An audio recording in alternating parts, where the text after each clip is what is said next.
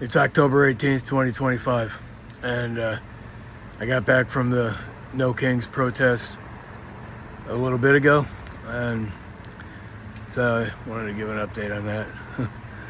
But before I do, I had a bad dream last night, and I woke up at about 4 o'clock in the morning from it, and and then I set my alarm clock for 8 because the No Kings protest started at 9:30, and I'll make sure I got there a little bit early. And I went there with Mr. T and I brought my sign and see if you can see it. Well, I brought American flag. I didn't know if we were walking or what, but we just ended up standing in one place. But I held the. Okay. So I just held it. I held the flag up there, and Mr. T went with me, and I wore my my cruise jacket, because I felt, and Mr. T did. Well, he was on his belly a second ago. He did that a little bit.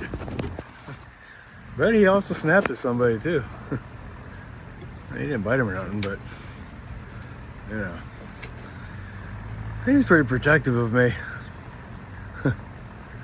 But anyway, so but look, so that flag that I have, I put it on one of my mom's curtain rods. It's a long dowel, and a long wooden dowel, and so I could get it. You see it on my truck, But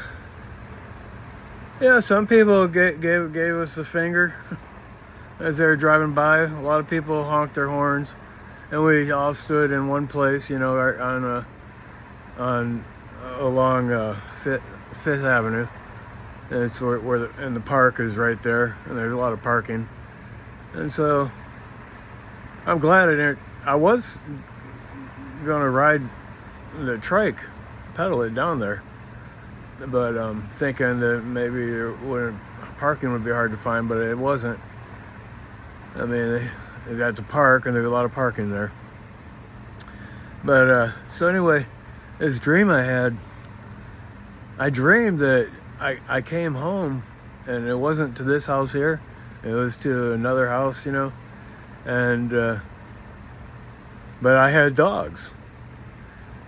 Like, I still had my dogs, and when I got home, I seen that my flag that I had prepared had been ripped. My flag had been ripped up, shredded on the pole, and the pole was broken, and it was splintered, so broken, and then there was a sharp edge, sharp pointy part to it. And when I seen that, and then I didn't see my dogs, and there were people there at my house, just like in the past, there have been people here who have assaulted me. And in my dream, I was thinking about finishing breaking that doll, and then stabbing some people with it, and gutting them. Especially if I didn't see my dogs, or if I seen my dogs dead. My blood started to boil, my pressure started rising, and I was thinking, I'm gonna stab the end of this stick right in their gut.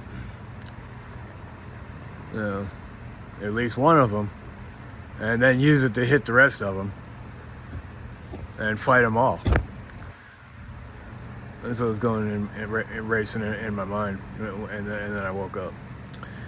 And you know, so I was saying in my last journal entry that this thing from Seraphatic Souls was told me not to do anything and to stay calm and stuff like that. This is before I had the dream and everything. I mean, you know, it's just kind of synchronistic, kind of coincidental that, you know, they said that I got that message, said that, and then, you know, I had this dream. But, you know, I was thinking about taking my knife, at least with me, to this protest, because I didn't know what to expect.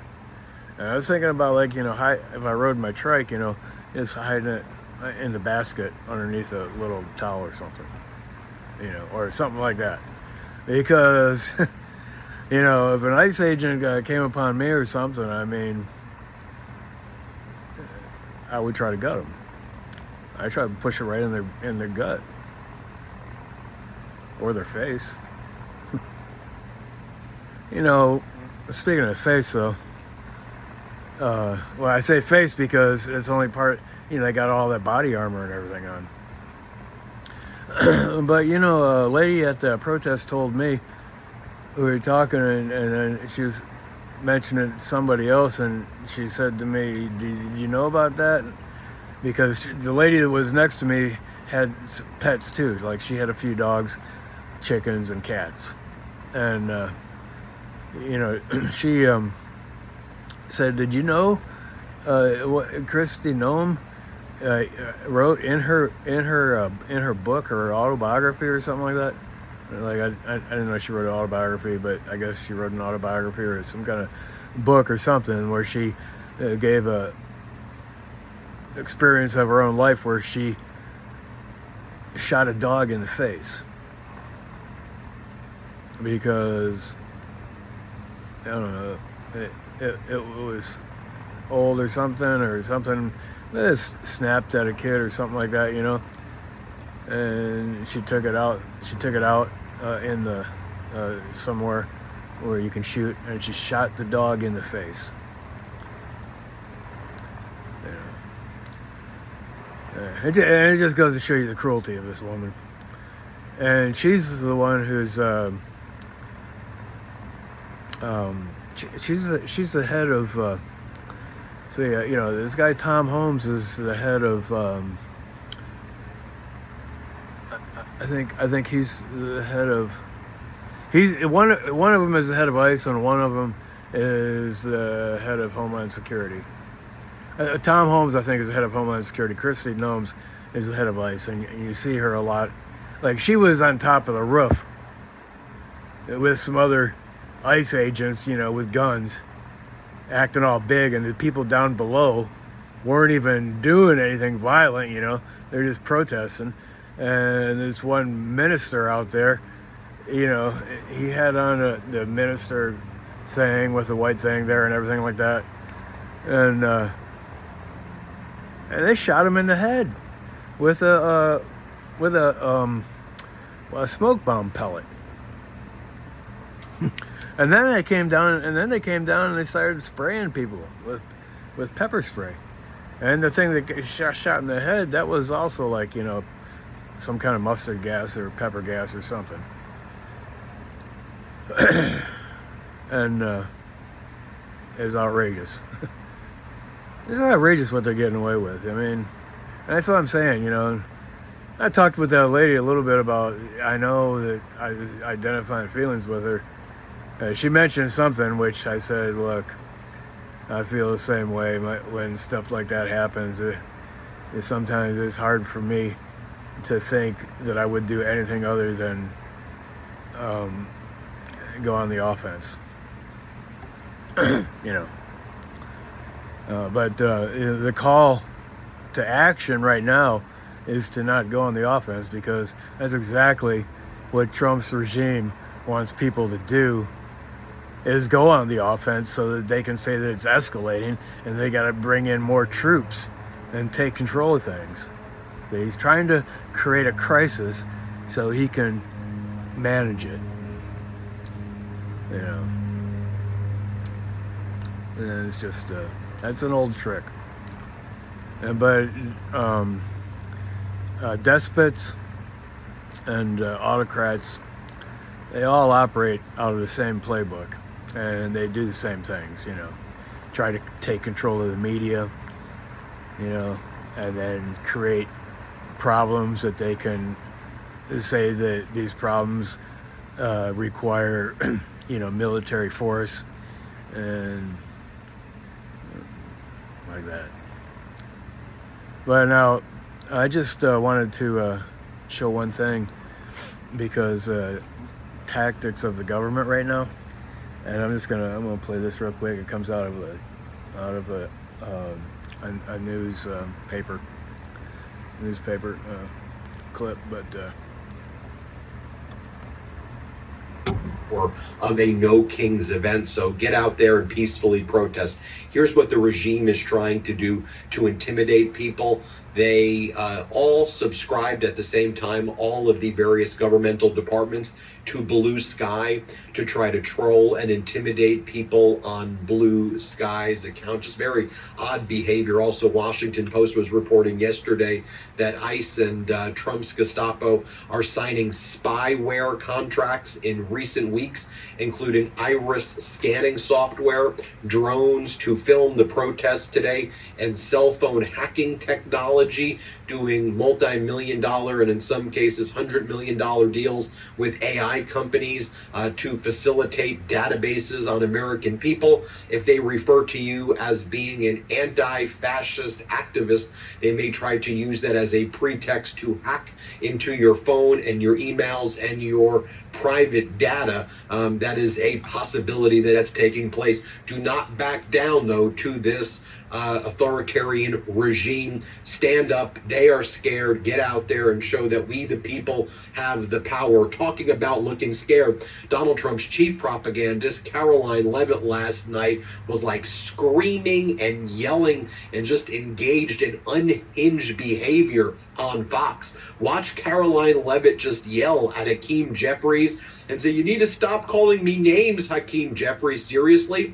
Weren't you the people this whole week calling the American people terrorists or pro-Hamas or pro-Antifa or whatever the hell you were saying if they engage in peaceful protests?" This is why it's great the Democratic leader Hakeem Jeffries is pushing back, I think, the way we all wanted to see it take place. Better late than never. It's happening right now, and I like it. And you see what happens when you go on the offense against these idiots, these weak, pathetic cowards in the Trump regime. They go and they play the victim like Caroline Levitt. Here, play this clip. So Hakeem Jeffries.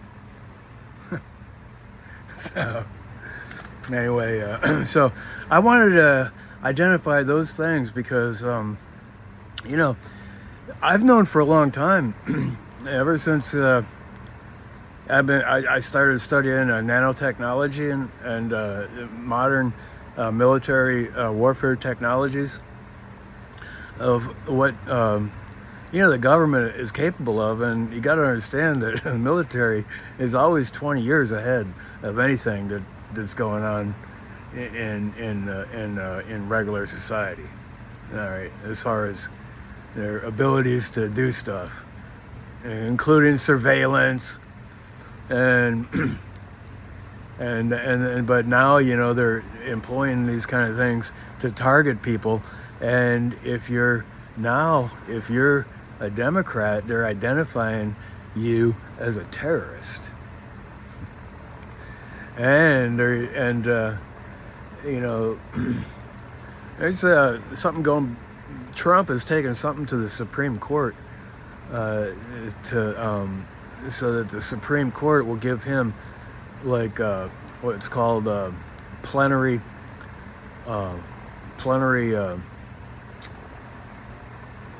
power, and that means that like if he says that conflict requires military, then conflict requires military. It's like whatever he says goes. You know, he's already bringing in, like, you know, the National Guard and a lot of ICE agents to do, his handiwork, to cause problems and make people suffer unless they bow down to him. And but the article in the newspaper said, that they're using stuff that can scan your eyes, from a distance. Scan your eyes, they're, like I was gonna ride my trike down there because, I was thinking, well, if I leave my truck, I know somebody's going to be coming by taking license plate numbers. And like, I don't want to be the target. I really don't want to enter into a fight, because it's just like that seraphic, or whatever, from Seraphim, saying to me that watch out, because there's a trap being laid for you, and you could be arrested and go to jail even if you didn't do anything wrong. And that's already happened to me 3 times in my life. Well, I've been arrested 3 times in my life so far, and I didn't do anything wrong. So I'm a little, apprehensive about that. And if anything happened to me like that, who would take care of my dogs? I ain't got nobody here to help me. And,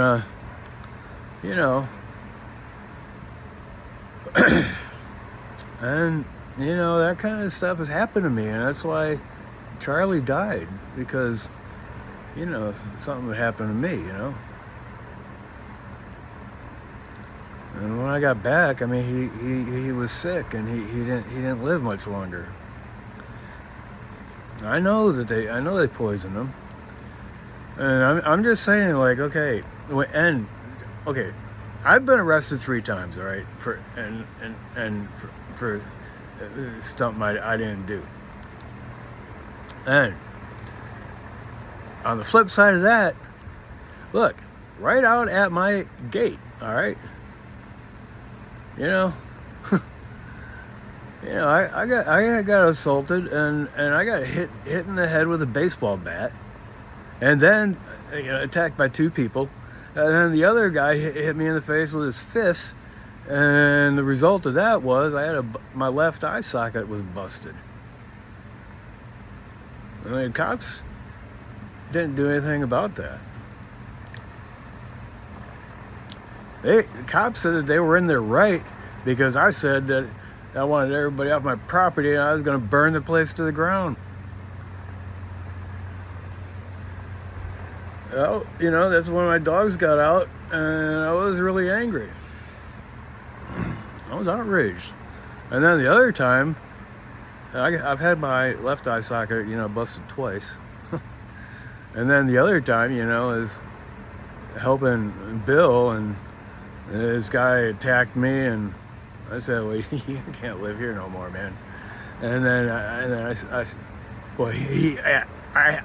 actually employed him for a job, and he wanted to do something different. We were arguing, and then he pushed me. Okay, and then I said, man, you can't live there no more.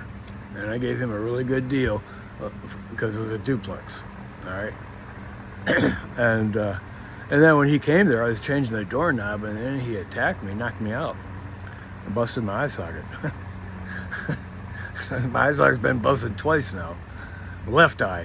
And so now I got like only 80% of my nerves going from that eye to my brain work. I lost 20%. So now I got to put eye drops in that eye to relieve the pressure. And if I don't do that, the doctor said I'd go blind. And so I really don't want to get into a fight, seriously, if it came down to it, all right, and my dogs were taken care of or something like that, or something, or they were dead already or something, I really didn't have any more reason really to live. I'm gonna fight. I'd fight to the end. But in this dream that I had that was kind of, I was thinking, you know, a culmination of like the stuff that's going on in my head or something. I mean, after I woke up from that dream, I actually watched stuff on YouTube about I seen something on there about dreams are proof of like a parallel universe kind of deal, you know. And a lot of people throughout history have always thought that dreams, when you're dreaming, you're tapping into, it's not just your imagination coming up with stuff. You're actually tapping into a different level of consciousness. And like proof of that is actually, like, you know, what they cite. One of the things they cited, among other things, is that the periodic table, which, you know, I when I was in college, I had to memorize the periodic table, and that's all the different elements, you know, like oxygen, H2O, you know, that's one element in the periodic table. Iron has its own, you know, set of letters and numbers to identify it, you know, and it goes like, there's like 90 of them, okay? And the guy that invented the periodic table, he woke up from a dream and it was all laid out for him in his dream. And that's how it came about. And that happens to a lot of people, you know, their dreams. I already, you know, made a note in my journal, like I'm kind of talking like if I'm talking to you, my grandchildren, you know. But it is a good way for me to make notes for my journal as far as I'm going with it. And so a lot of people have come to deeper understandings and everything from their dreams, and they get their answers and stuff like that in their dreams. And you know, like even if you look way back, you know, to like, you think about, well, how did the Egyptians actually build them pyramids? Like, how could they take 20-ton blocks that weigh 20 tons and actually move them and place them on top of each other, and with precision, like complete precision, and with it lined up to the solar system and everything like that, you know, so perfectly. And you know, I just think it had to come from like their dreams or something. I mean, because they didn't have that technology, and people today don't even know how they actually did it, because they didn't have like big heavy machinery like we got today, and even today it would be difficult to make those things. I'm just saying, you know, I'm always kind of tapping into, you know, what that all means and stuff. And that's why I value and I pay attention, you know, to my dreams. So, you know, I mean, but, you know, I dreamed about my flag being torn or shredded, and my mom's doll that I used to mount that thing being busted. And if okay, like, if there are parallel universes and I was just tapping into another parallel universe of my life, you know, in another situation, because see, that's what the whole thing about in quantum physics, I have something called entanglement, and that's when it went through the splitter, you know, two protons or whatever they are, photons or particles, two particles spread apart by a great distance after they were split, and then when they did something to one particle, it affected the other particle. It was the other half of that particle, and weren't even no connection to it, like so that's what they call entanglement, and that is the basis for, you know, parallel universes. I'm pretty sure. I'm thinking that's the basis for it. I'm not an expert in that stuff or anything, but I know the basics. is fascinating. And it's humbling. And something Einstein called it spooky. But anyway, so the King's protest, I got, let's see, at least I got, that East Pasco Democratic Club here to support you. And I think I'm going to send him an email, ask him for some advice, on my sign. I'm talking with the lady I was telling you about, and I mentioned I was thinking about a lot of different things, but one of them was, just putting up the Declaration of Independence, writing it, at least part of it. I don't know if I could fit it all on the sign and make it big enough, but I could put the first, first paragraph on it or something like that, and maybe list some of the grievances, because the grievances in the Declaration of Independence that are cited are the same grievances that are going on today. And then another lady there, she gave me this piece of paper with this paper clip on it, and she said this thing says here, during the Nazi occupation of Norway in World War II, Norwegians used paper clips as a symbol of resistance, wearing them on their lapels as a sign of solidarity and unity. It was a subtle yet defiant act of resistance against occupiers and local Nazi authorities. The paperclip, representing the concept of "we are bound together," became a visual symbol of unity and resistance. This idea started with the students and teachers as a spontaneous grassroots movement. And that's the paperclip, see? It didn't come from the students and the teachers, That's where the idea came from. I didn't really see a lot of kids out there. I'm saying, mostly, I don't know, middle-aged people and older people out there.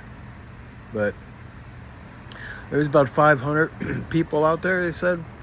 When the lady called out to kind of close it, because you're only allowed a couple hours, and I was there from about 9:30 to 12, something like that. Maybe 9:30 to 12:30, a little bit longer than 2 hours, but it was peaceful, except for one guy. He had this big train horn, or a big semi horn, and a loud monster truck, and he came by me and Mr. T and blasted that thing. The sound of that thing actually hurt my ears, and after that Mr. T just wanted to go into the truck, so I put him in the truck, and I just stayed out there, with the sign and stuff, and my flag. And I felt the flag was the best thing for me, because everybody on the Republican side is saying that Democrats are terrorists, and anybody participating in the No Kings movement is like bad people, terrorists, and Hamas and Antifa. And I've already said, Antifa means anti-fascist, and there's nothing wrong with that. And there ain't even no organization of Antifa. It's like a boogeyman. There's no Antifa organization. Antifa is an ideology, anti-fascism. That's what Antifa is. But but that thing, that Midas Touch, put on, the report on the newspaper article where they said government now is utilizing ocular, once they scan your eye, they can do it from a distance. They're using drones in the sky, to to see whatever they can see, you know, or video whatever they can video, or whatever. And they're using look, I set my alarm clock, you know, for 8 o'clock, and I never went back to sleep because I just set it just in case I fell back to sleep. I wanted to make sure I got back up, but I set my alarm on my phone and it never went off. And then after 8 o'clock, I said to my phone, "Is my alarm set?" And they said, "No, your alarm is turned off." I mean, my phone said that to me, you know.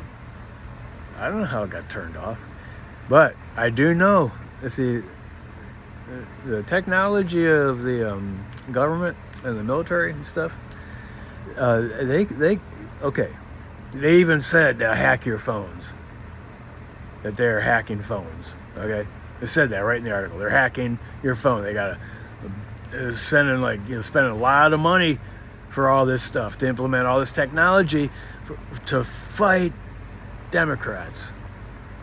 This is a bad time. This is the beginning of the end, unless we can turn it around. I hope we can, because I hate to see the idea of my flag being shredded. I hate to see America go to hell. So that's where I'm at today. All right.